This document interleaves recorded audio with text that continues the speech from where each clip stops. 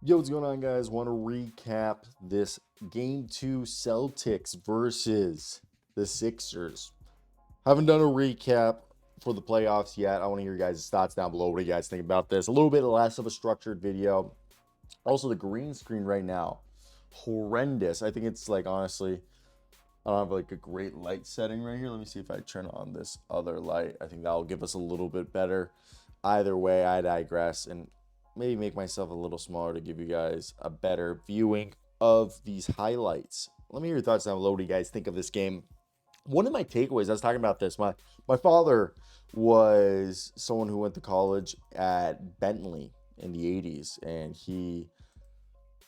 I wouldn't say necessarily that I'm a like Boston fan. Like I think I enjoy watching Boston sports, but I grew up all over the United States. One of my best friends in college is a Boston fan, and you know what, one of my favorite players is Kevin Garnett, and that Ray Allen, Paul Pierce team. That's like a few years after I had gotten into basketball because I got into basketball in like 04, 03 when I was like 4 or 5, born 99, and that's when obviously you start to figure out what teams, what players you feel most like adjusted to. And I don't know why I'm talking about this. Let's just get into the game.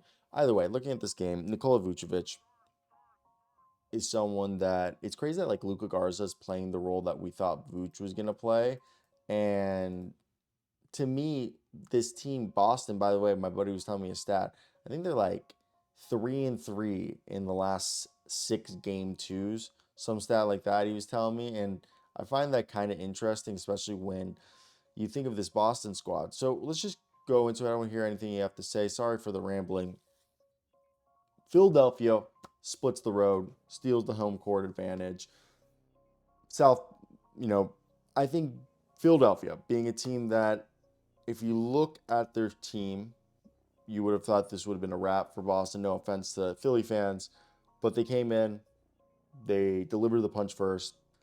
They answered every Boston run. The Sixers even the series 1-1. I think they really did a good job of being disciplined defensively, had a good attack on offense, and Boston failed to take advantage of the home court advantage. They lost the possession battle, and they struggled to generate clean looks from deep. Shout out Kelly Oubre, another guy reinvented himself as a really good player. I think they just flipped defense into offense, the easiest form of offense. Forced 11 Boston live turnovers, turned them into transition buckets.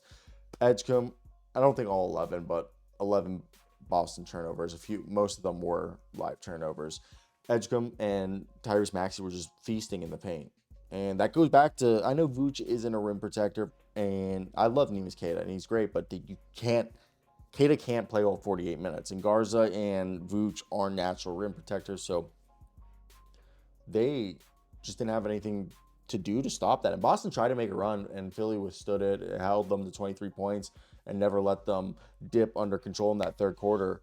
Again, I think when you physically impose your will, you're able to demoralize your opponents. You're able to just galvanize the troops, create second chance opportunities on offense, quick opportunities in transition by starting the fast break, and they out rebounded Boston 42-50. No, wait, look again. Boston had 50 total rebounds, and Philly had 42, but 18-12. And the whole thing is, Philly really just won on the second chance points allowed, and I think that's the craziest part. And that's the whole thing is, you would have thought, oh, they out rebounded them, but no, Boston out rebounded them, but Philly won on the second chance points allowed. Whenever they did, they had 12 offensive rebounds to 18 offensive rebounds. Still, they got out rebound offensively, but it's like Boston didn't take advantage of those rebounds. So, with that being said, yeah, most times if you rebound, you're going to win. But if you don't capitalize on them, it's almost a wasted effort. Plus, everyone's going to argue right here because of the way Boston plays, they're going to generate more offensive rebounds than your typical team. So, and just rebounds in general, as the way they're just creating quick opportunities with shooting a lot of threes. I think that's going to be something that, like, oh, you could say, like, not having a wider margin, the rebounding numbers is another reason why it didn't feel like they were being out rebound. Granted, Boston couldn't hit the right side of a barn, going 13 of 50, 26% from three. Derek White, 2 of 10.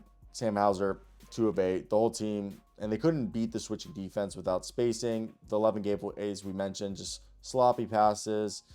And they only had 4 free throw attempts outside of Jaylen Brown. They lived and died on jump shots.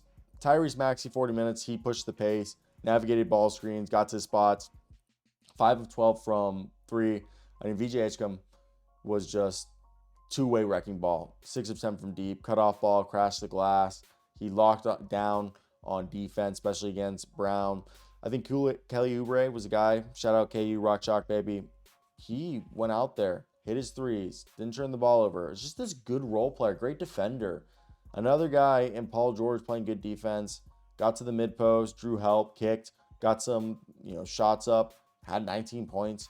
Adam Bona set screens, rim was a rim running big for them. Yeah, he didn't score, but he did decent on the glass in the limit. I didn't know good on the glass was the right way to say it.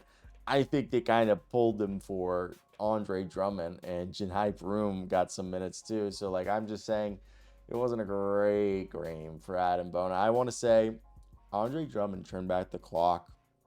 He grabbed 3 offensive boards, gave them some physicality, looked massive out there at times. Bona, I think, do you start Drummond and have Bona come off as an energy guy? I think that might be the thing you have to do. What do you guys think? I just think Drummond may need more run if they're able to just take advantage of Boston. Jaylen Brown carried the offense. I think he attacked downhill great, got to the free throw line, he generated rim pressure, but he got no help. Jason Tatum filled the stat sheet. I just don't think he did great. He missed late shots. I don't think he played well enough. Nor did Derek White, and nor did Mr.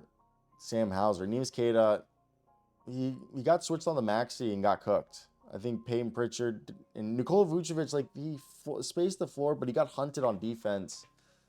They're shot dive. They need to find other ways to score.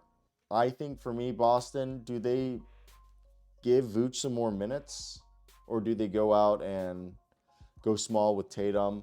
Also, if Joel remains out, do you go Andre Drummond? I think the series flips to Philly, potentially, if they win the next game. But if Boston wins the next one, I could see this just being a gentleman's sweep. I don't know. What do you guys think? Maybe I'm just being overzealous. I find it rather interesting just how all of this is going to wrap up. Vooch wasn't bad. It's just they suck defensively at the rim. And they need to attack the rim. I don't know. What do you guys thought? Sorry for the rambling right here. I just thought this was an interesting game again. And I think Drummond just really took a great job. It's also insane seeing Drummond shoot threes.